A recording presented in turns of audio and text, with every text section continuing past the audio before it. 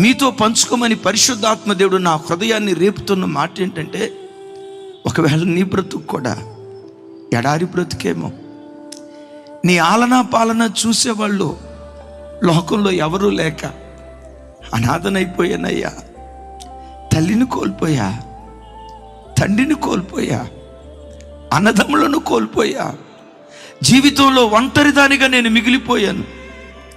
ఇదేనా నీ దిగులు? అయ్యా, నా బ్రతుకులో అందరూ ఉండి కూడా నేను అనాథనైపోయానయ్యా.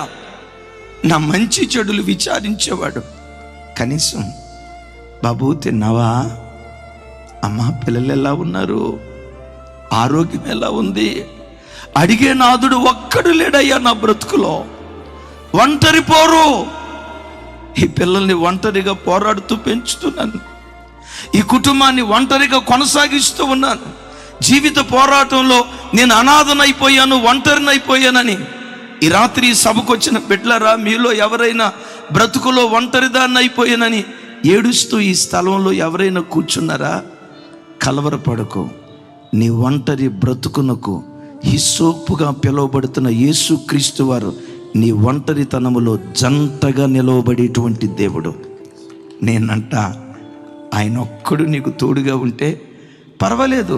ఎడారిలో పెరిగిన మొక్కవై ఉండొచ్చు, ఆలనా పాలన చూసేవాళ్ళు ఎవరూ లేని విగత జీవిగా నీ జీవితాన్ని కొనసాగించి ఉండొచ్చు.